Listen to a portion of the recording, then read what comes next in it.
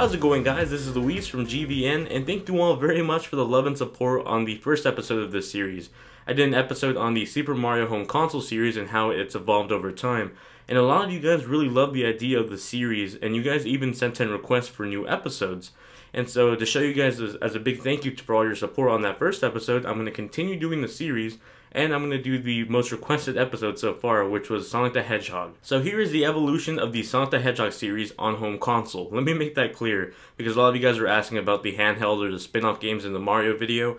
I'm just doing the home console for now, and this is the main Sonic series, so no Sonic Riders or Sonic Pinball or any other random Sonic game. This is the main Sonic franchise. Sonic the Hedgehog 1 is the classic gem that many think of when they hear the phrase Sonic the Hedgehog. It was the foundation for the epic trilogy that would go on to make history on the Sega Genesis. Plus, this is where Green Hill Zone was born.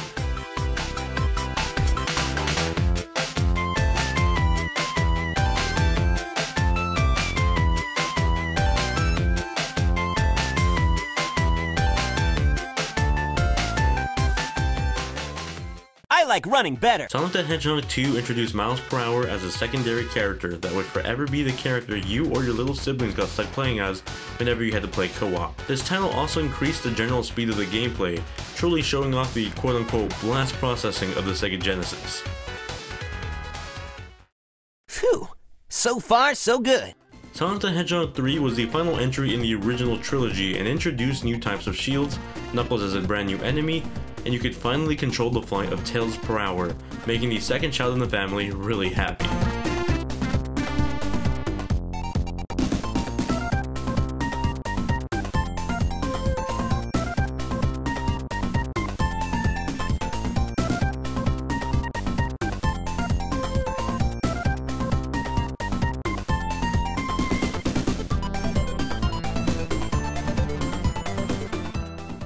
No way! Sonic CD improved upon the core mechanics of Sonic the Hedgehog with the power of the Sega CD.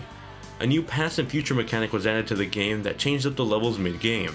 Amy Rose and Metal Sonic were both introduced in this title, creating both one of the most badass looking characters as well as one of the most annoying characters in the Sonic the Hedgehog series.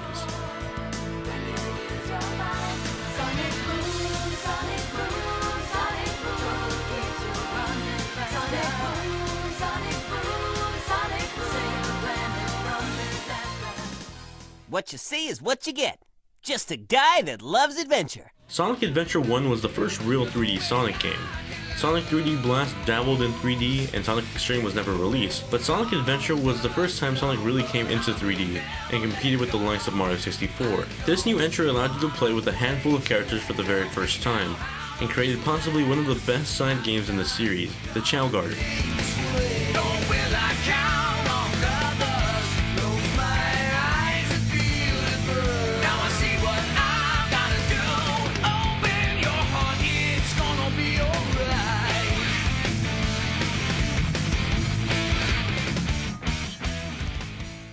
I'm Sonic the Hedgehog! Sonic Adventure 2 took everything introduced in Sonic Adventure 1 and made it even better.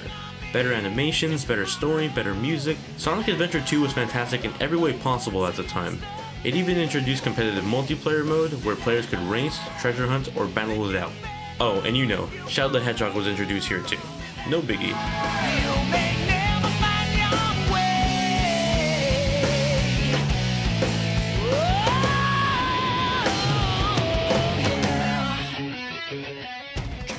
No worries, just leave it to me. Sonic Heroes was the first main Sonic game to be released on solely non-Sega consoles. For the first time, you'd be able to control a team of Sonic characters at once through a brand new story that personally I consider to be one of the best of the series.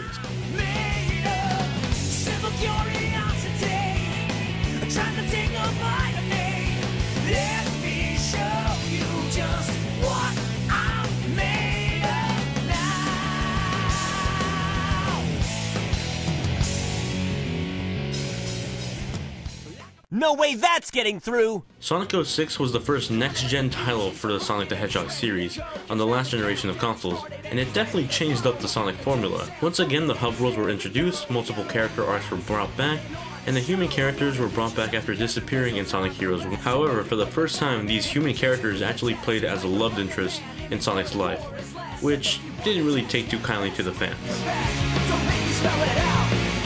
best in this world where life is strong. In this world,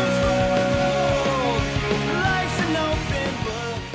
Never underestimate Sonic's speed! Sonic Unleashed was the next try Sega did at bringing Sonic into the current gen consoles at the time. It completely changed the Sonic formula by creating a very unique and well-designed 2.5D gameplay style. At the time of its release, it was considered the best type of Sonic gameplay in modern times, but it came at the cost of the introduction of the Werehog stages that completely replaced the gotta go fast style of Sonic for a much slower paced platforming. I see it now. It's always been inside of me. And now I feel so free. And it's possibility.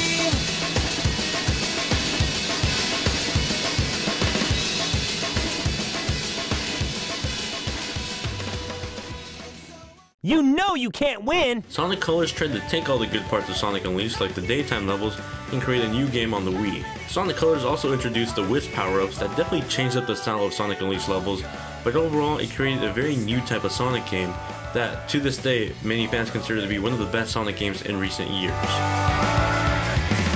gonna find my own way and take the chance on today. Woohoo! Sonic the Hedgehog 4 went back to the 2D roots of the original Sonic trilogy, but with 3D models. The game was split into 2 different episodes and came to just about any platform released at the time. This was Sega's big attempt to please the fans who really just wanted to see Sonic come back to its core mechanics from the original Sega Genesis series.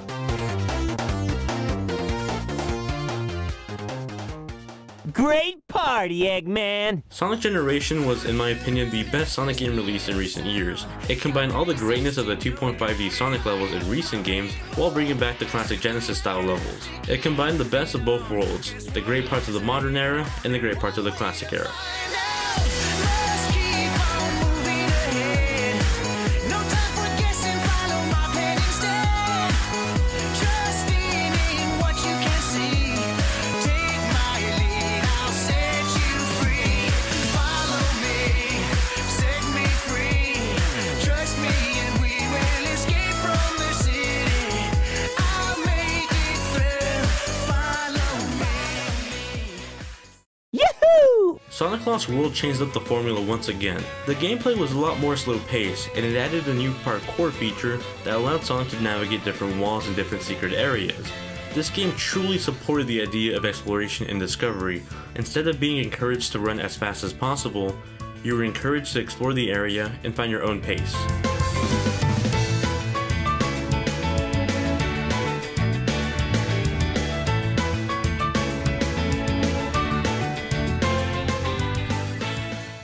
Knuckles, we're counting on you! Sonic Boom is the most recent Sonic game to come out, and it completely changed up everything you knew about Sonic. The characters all got redesigns that haven't been the most popular redesigns, and the gameplay changed up to feel something more like the Ratchet & Clank series rather than a Sonic game. It hasn't been taken too lightly by fans.